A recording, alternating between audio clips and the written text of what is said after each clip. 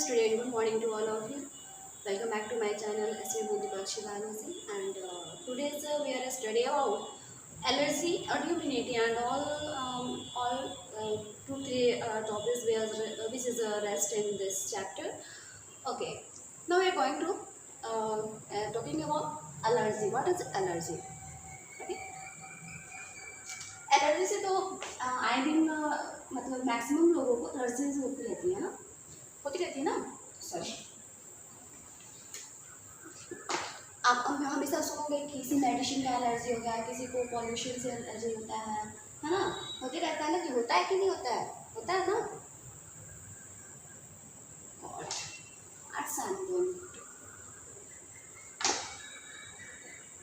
आप लोग को बोलने के चक्कर में ना हो जाती है कुछ चीज़।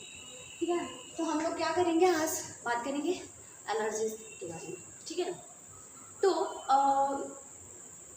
एलर्जी क्या होता है। जैसे कि मान लीजिए कि जब किसी मेडिसिन से या कोई इन्वायरमेंट से या किसी तरह के ऐसे चीज़ों से जब हमें एलर्जी होती है और एलर्जिक रिएक्शन होता है ना, dust called allergy.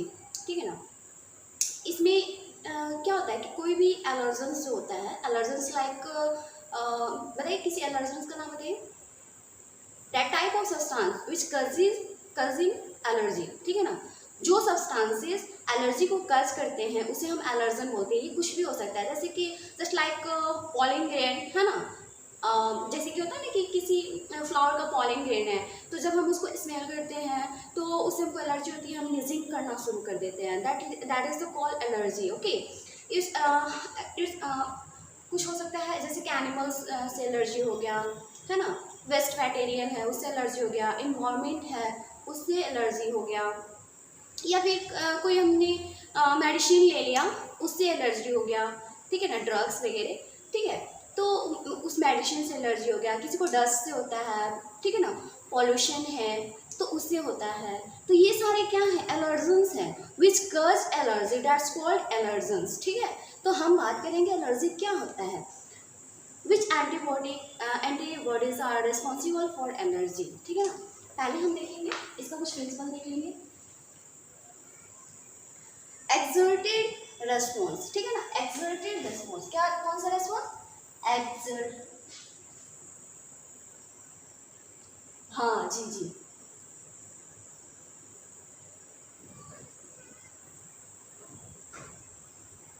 what type of response, exerted response।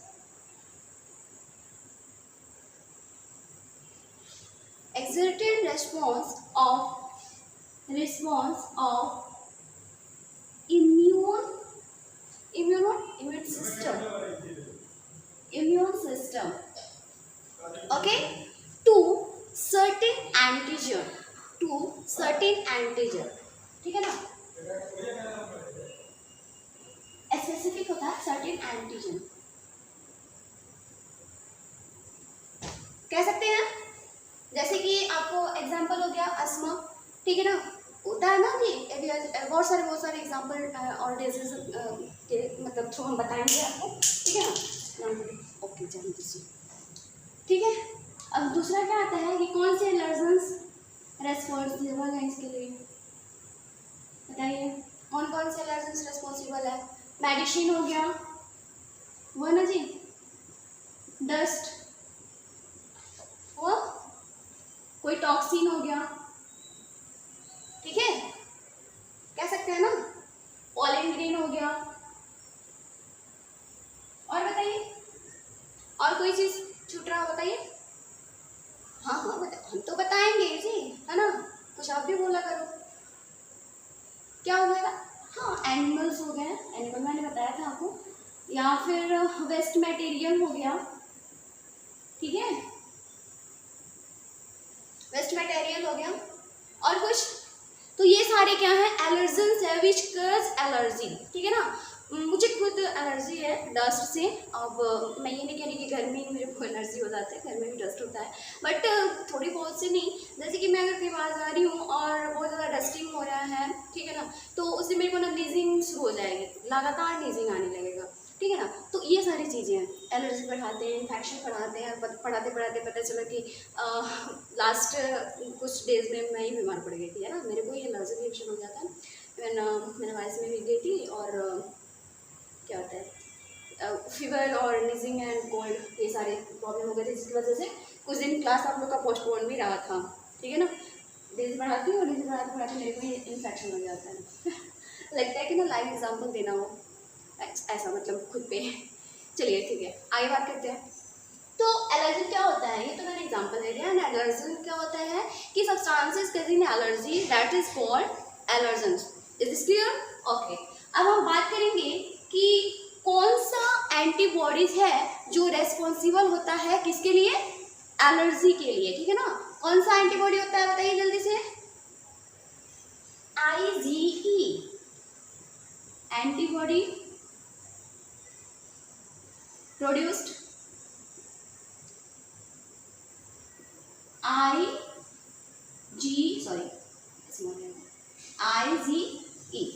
ठीक है ना। That antibodies is responsible for allergy, ठीक है ना। जब हमारी कोई एलर्जी होती है तो हमारी बॉडी में कौन सा एंटीबॉडी रिलीज होने लगता है, IgE, and this causes allergic reaction. Okay, ठीक है। अब बात करेंगे हम लोग कौन से केमिकल्स होते हैं जब एलर्जिक रिएक्शन होता है, तो कौन से केमिकल रिलीज होना शुरू हो जाता है हमारी बॉडी में, ठीक है ना। ये सब लिख लीजिए, फिर हम पूरा डिटेल में आपको समझाएंगे। क्या होता है, हिस्टामिन, हिस्टामिन, और एक और होता है, बताइए कौन सा, एक और कौन सा होता है, सेरोटोनिन। क्या होता है, सेरोटोनिन, इसलिए serotonin, okay, from mast cells, ठीक है ना, फ्रॉम मास्ट सेल्स।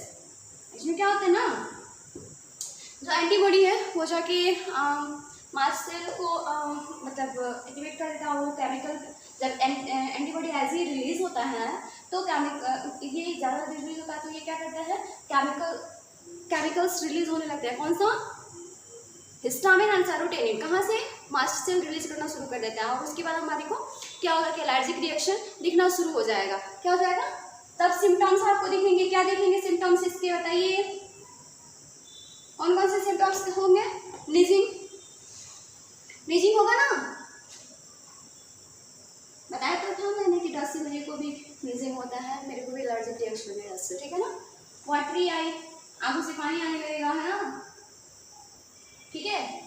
और क्या हो सकता है बताइए, रनिंग नोज भी हो सकता है, नाक बहने लगेगा, है ना। और बताइए, हाँ दिखाई दे रहा है भैया आपको, इरेज कर दूँ, आगे बता दूँ, मतलब आगे कर दूँ इसको। डिफिकल्ट इन ब्रीदिंग, सांस लेने में प्रॉब्लम होगी, डिफिकल्ट इन ब्रीदिंग। और बताइए और क्या सिम्टम्स हो सकते हैं इसके, रेडनेस भी हो सकता है,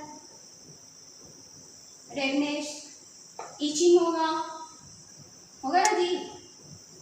बहुत लोगों को जब एलर्जी का रिएक्शन होता है किसी मेडिसिन का, तो क्या होता है उनकी पूरी बॉडी में रैसेस आ जाते हैं, रेडनेस हो जाएंगे, और ईचिंग होता है। समटाइम्स क्या होता है कि उसमें ईचिंग भी होने लगती है। That's all are allergic reaction because of allergen, okay, because of allergen. Is this clear? इसके बारे में हम और आगे बात करेंगे, पहले इसको इरेज करते हैं। क्या इसका फंडा है इसके बारे में हम जानेंगे, ठीक है ना। ये लिखना होगा, बैक करके लिख लेंगे, फटाफट से हम लोग इसको आगे बढ़ते हैं। चलिए और बताइए हमें क्या पढ़ना था आगे। ये तो आपका था एलर्जी। हाँ, इसके ड्रग दिए थे, कौन सा ड्रग हम इस्तेमाल करते हैं, एंटी हिस्टामिन, ठीक है ना, एंटी हिस्टामिन एलर्जी में दिया जाता है। एड्रेनलिन भी दे सकते हैं, ठीक है ना, क्या देते हैं, एड्रेनलिन, ठीक है ना।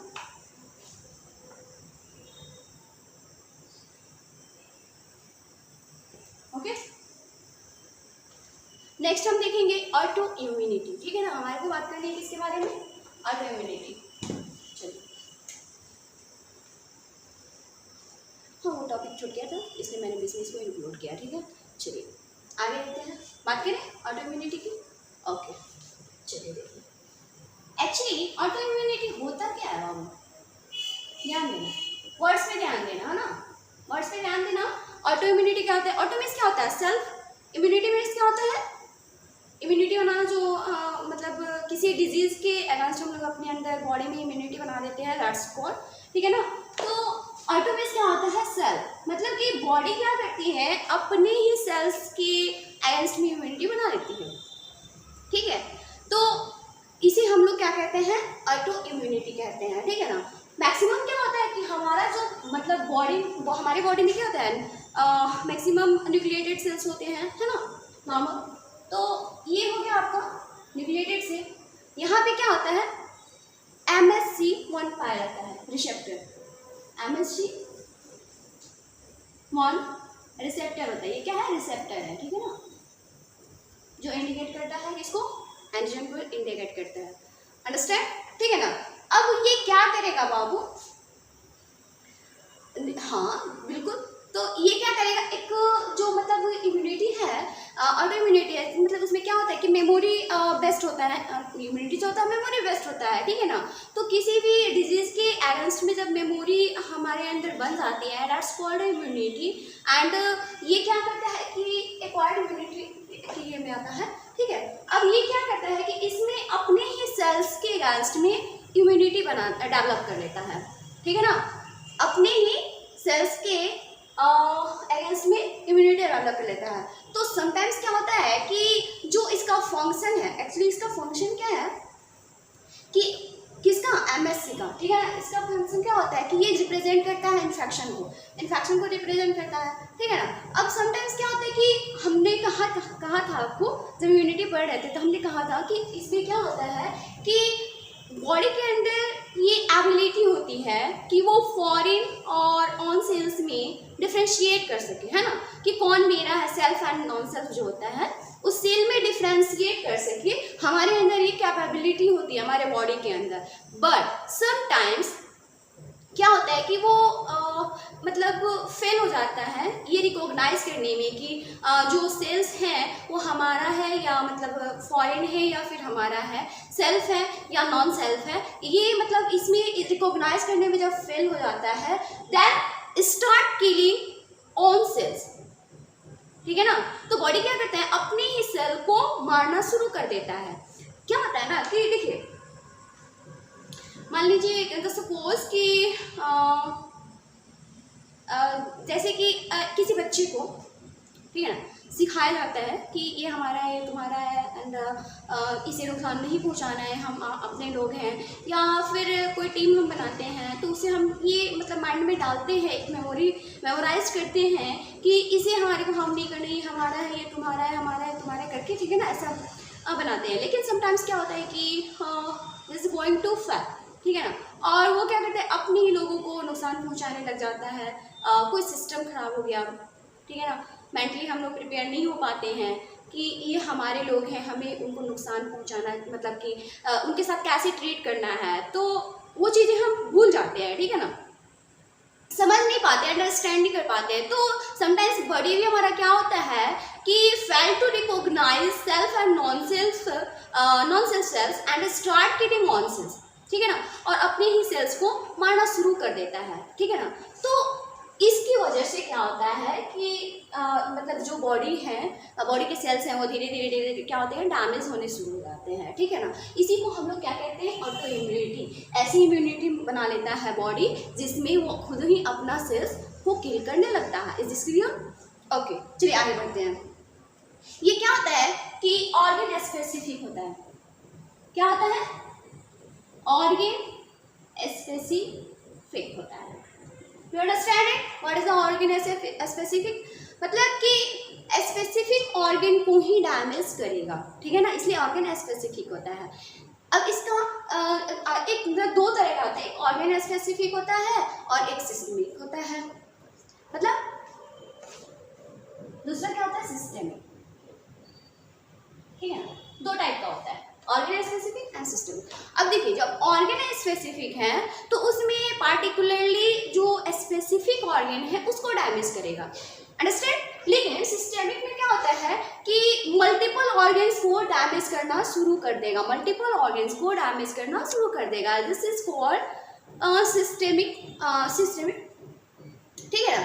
अब ध्यान देंगे आप कि जैसे कि मान लीजिए कि कोई पैंक्रियाज है, या फिर थायराइड है, ये क्या है, स्पेसिफिक ऑर्गन है। तो अगर उसको मतलब किसी पार्टिकुलर स्पेसिफिक ऑर्गन को डैमेज करता है तो उसे हम क्या करेंगे, ऑर्गन स्पेसिफिक ऑटोइम्यूनिटी, ठीक है ना। लेकिन जैसे कि ल्यूपस हो गया, ठीक है ना, अगर उसको डैमेज करता है तो उसमें क्या होता है, ये सिस्टमिक हो गया, ठीक है ना। जैसे कि मान लीजिए कि थायराइड का सेल है, थायराइड का सेल है, ठीक है, उसमें क्या हुआ कि वो जैसे कि MSC1 है, MSC1 जो रिसेप्टर है सेल्स के मतलब अटैच होता है, ठीक है ना, ये रिसेप्टर का काम करता है जो बताता है कि इन्फेक्शन है या नहीं। तो समटाइम्स क्या हो गया कि वो मतलब रिकॉग्नाइज करना बंद कर दिया बॉडी कि वो फॉरेन है और वहाँ पे एंटीबॉडी डेवलप होने लगा, तो वो क्या करेगा, स्टार्ट डैमेजिंग बॉडी पार्ट्स, ठीक है ना, सारे बॉडी पार्ट्स को क्या करेगा, डैमेज करना शुरू कर देगा, है ना।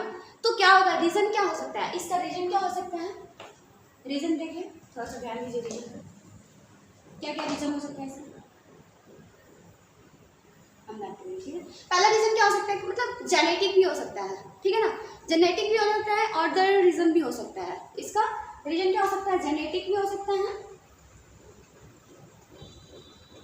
It can be genetic, it can be other, ठीक है ना, it can be genetic and it can be other unknown reason जो हम नहीं जानते हैं, ठीक है ना, किसी अदर रीजन से भी ये हो सकता है। जैसे कि मान लो कि बहुत लोग क्या करते हैं जेनेटिक में, मान लीजिए जैसे कि स्मोकिंग करना, ड्रिंकिंग करना या इन्फेक्शन से हो गया, वो सारा रीजन है, ठीक है। ड्रिंकिंग लिख लीजिए, है ना, ड्रिंकिंग कह लीजिए, स्मोकिंग कह लीजिए, हाँ, या स्मोकिंग कह लीजिए, या फिर क्या हो जाएगा जैसे कि इन्फेक्शन कोई लग गया उससे भी हो सकता है ना, या फिर जैसे कि कोई टॉक्सिक केमिकल है उससे भी हो सकता है, ठीक है ना, या इन्वायरमेंट है उससे भी हो सकता है, इन्वायरमेंट है उससे भी हो सकता है, that's all are the reason that, ठीक है ना, इट कैन बी ओके। अब देखेंगे इसमें कुछ डिजीज के बारे में हम चर्चा कर लेते हैं ऑटोइम्यूनिटी के, ठीक है ना। चलिए ध्यान दीजिए, ज़्यादा हम डिटेल में नहीं जाएंगे, एक दो डिजीज के बारे में हम चर्चा करेंगे, ठीक है ना। जैसे कि डिजीज के बारे में हम देख लें, डायबिटीज सब लोग जानते होंगे, है ना, अक्सर आए दिन तो थायराइड, डायबिटीज ये कॉमन हो गया, गैस्ट्रिक ये सब क्या हो गया, कॉमन हो गया, डायबिटीज मेलाइटस, ठीक है ना, डायबिटीज मेलाइटस के बारे में बात करेंगे। इसमें क्या होता है, कोई बताएगा मुझे, डायबिटीज में क्या होता है, डायबिटीज मेलाइटस में क्या होता है, ब्लड शुगर लेवल क्या होता है, इंक्रीज कर जाता है। ब्लड शुगर लेवल क्या होता है, ब्लड का जो शुगर लेवल है वो क्या होता है, इंक्रीज कर जाता है, क्या होता है, इंक्रीज कर जाता है। और इंसुलिन का लेवल जो है, इंसुलिन का लेवल जो है वो डिक्रीज होने लगता है, अंडरस्टैंड, ठीक है ना। क्या होता है, जो क्या कहते हैं, इंसुलिन का लेवल है वो डिक्रीज कर जाएगा। अब क्या होगा बताइए, इसमें तो ये क्या हो जाता है कि डायबिटीज हो जाता है, ठीक है ना, समझ रहे हैं ना। उसके बाद आता है आईडीडीएम। आईडीडीएम क्या है बताइए, insulin dependent diabetes mellitus, insulin dependent diabetes mellitus. ये क्या हो गया कि नॉर्मली लोगों को हो जाता है, शुगर लेवल कम हो गया तो डायबिटीज हो गया, लेकिन आईडीडीएम जो है वो it can be dangerous, IDDM जो है वो डेंजरस हो सकता है, डेंजरस हो सकता है मतलब क्यों, क्योंकि ये इंसुलिन डिपेंडेंट है, that's why it can be dangerous, okay. तो ये क्या हो जाएगा, इंसुलिन डिपेंडेंट, इसको क्या बोलते हैं लिख लीजिएगा, इंसुलिन डिपेंडेंट डायबिटीज मेलाइटस, ठीक है ना, insulin dependent diabetes mellitus, okay. इसमें क्या होता है कि जो पैनक्रियाज है वो बीटा सेल होता है ना, बीटा सेल, पैनक्रियाज में बीटा सेल होता है, इसके अगेंस्ट में एंटीबॉडी बनाना शुरू कर देगा, बीटा सेल के अगेंस्ट में क्या करेगा, एंटीबॉडी बनाना शुरू कर देगा, ठीक है ना। अब देखिए, जब आईडीडीएम जो होता है इसमें पैनक्रियाज क्या करता है, इसमें बीटा सेल पाया जाता है और पैनक्रियाज क्या करेगा, बीटा सेल के अगेंस्ट में एंटीबॉडीज बनाना शुरू कर देगा। तो एंटीबॉडी जब बनाना शुरू कर देगा तो बहुत ज़्यादा एंटीबॉडी बनाएगा, तो क्या होगा, उसके अगेंस्ट में जब एंटीबॉडी बनाएगा which stop the work of beta cell, ठीक है ना। अब इसके अगेंस्ट में जब एंटीबॉडी बनने लगेगा तो वो क्या करेगा, बीटा सेल के वर्क को रोक देगा, स्टॉप कर देगा। जब बीटा सेल का वर्क जो होता है वो स्टॉप हो जाएगा, रुक जाएगा, तो क्या होगा, insulin can't be release, insulin release होना बंद हो जाएगा, ठीक है ना। इंसुलिन जब रिलीज होना बंद हो जाएगा, ये क्या करेगा, बीटा सेल के वर्क को स्टॉप कर देगा। तब क्या होगा, इंसुलिन जो रिलीज होता है वो क्या हो जाएगा, स्टॉप हो जाएगा, रिलीज होना स्टॉप हो जाएगा। तब क्या होगा, कज आईडीडीएम, तो आईडीडीएम हो जाएगा।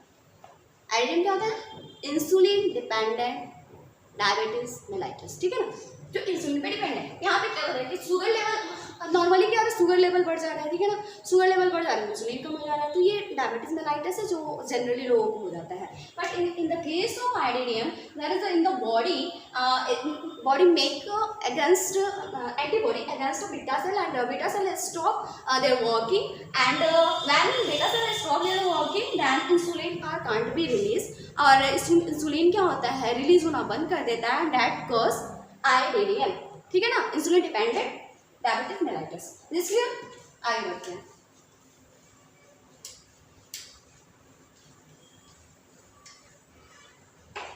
चलिए फटाफट से देखिए। अब हम बात करेंगे हीमोसाइटिक एनीमिया, ठीक है ना। एनीमिया होता है, एनीमिया के बारे में आप जानते हो ना, एनीमिया के बारे में जानते हैं ना, हीमोलाइटिक एनीमिया, हीमोलाइटिक एनीमिया। अब देखिए इसमें क्या होगा, इसमें क्या होगा, अब ऑर्गन क्या करेगा, आरबीसी के अगेंस्ट में एंटीबॉडी बनाना शुरू कर देगा। एंटीबॉडी जो होता है वो आरबीसी के अगेंस्ट में बनाना शुरू कर देगा। जब आरबीसी के अगेंस्ट में एंटीबॉडी बनना शुरू हो जाएगा तो जाहिर सी बात है कि जो एंटीबॉडी आरबीसी का काउंट है, आरबीसी काउंट जो है कहते हैं वो डिक्रीज होने लगेगा, आरबीसी बनना बंद हो जाएगा, ठीक है ना, बंद हो जाएगा ना। तब क्या होगा, हीमोलाइटिक एनीमिया होगा, ठीक है ना। क्या होगा, आरबीसी काउंट बंद हो जाएगा तो क्या हो जाएगा, हीमोलाइटिक एनीमिया, ठीक है। अब देखिए मल्टीपल स्क्लेरोसिस, नेक्स्ट डिजीज के बारे में बात करेंगे, मल्टीपल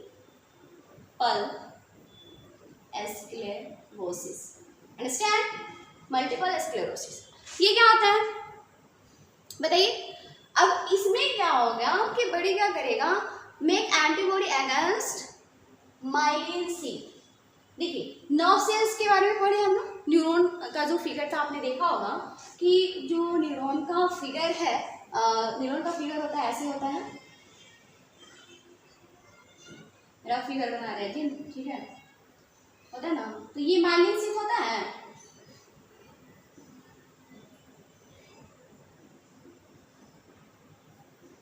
होता है ना न्यूरॉन में माइलिन सी, ठीक है, रफ फिगर बनाया गो दिया, ठीक है, ठीक है। अब क्या करेगा कि जो माइलिन शीथ होता है उसके अगेंस्ट में एंटीबॉडी बनना शुरू हो जाएगा। अब जब माइलिन शीथ के अगेंस्ट में एंटीबॉडी बनना शुरू हो जाएगा तो क्या होगा, माइलिनेटेड जो नर्व होता है,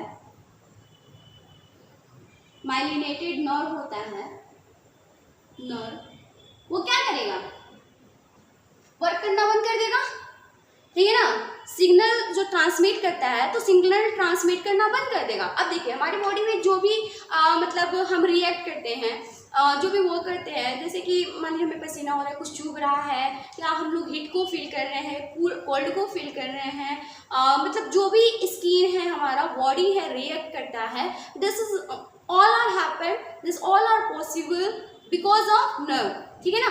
नर्व क्या करता है, सिग्नल को ट्रांसमिट करता है, अंडरस्टैंड।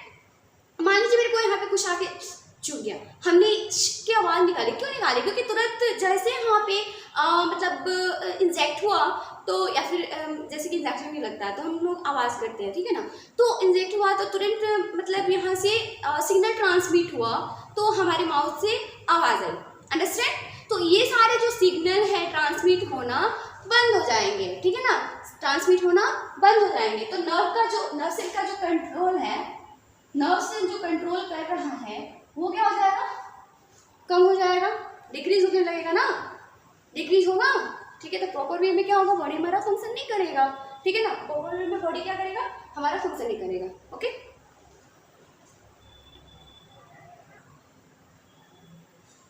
अब हम देखेंगे, एक सेकेंड, कहाँ रखा मैंने, where is this, okay this is here. तो हम एक और डिजीज के बारे में बात करेंगे और उसके बाद नेक्स्ट क्लास में हम स्टडी करेंगे फिर से वापस से, ठीक है।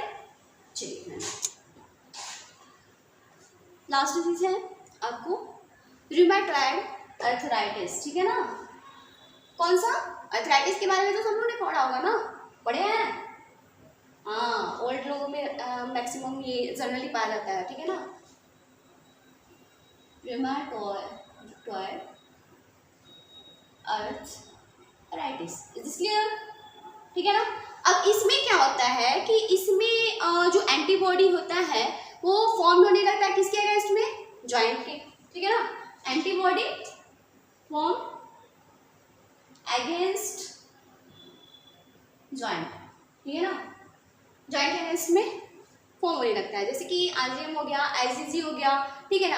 अब ये क्या करेगा, डैमेज करेगा किसको, डैमेज करेगा कार्टिलेज को, जॉइंट के जो जॉइंट होते हैं और मसल होते हैं उनके बीच में होता है, ठीक है ना।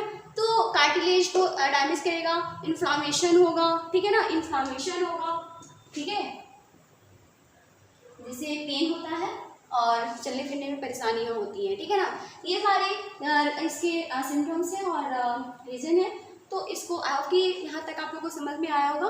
एंड आगे हम लोग बात करेंगे फिर ग्राफ्स डिजीज़ है उसके बारे में बात करेंगे, हाशिमोटो डिजीज़ है और क्या कहते हैं उसको, माइस्थेनिया ग्रेविस है और है फीवर है, आस्मा है, इन सारे के बारे में फिर हम लोग नेक्स्ट क्लास में डिस्कस करेंगे। तब तक के लिए bye, have a good day. और अगर सब कुछ आपको समझ में आ रहा है तो प्लीज़ चैनल को सब्सक्राइब कीजिए, लाइक कीजिए और शेयर कीजिए दोस्तों में, कमेंट कीजिए, ताकि हम और सारे वीडियोस अच्छे और टॉपिक्स जो आपको डिफिकल्ट लगते हैं हम आपके लिए लेके आए। Okay, bye bye, have a good day.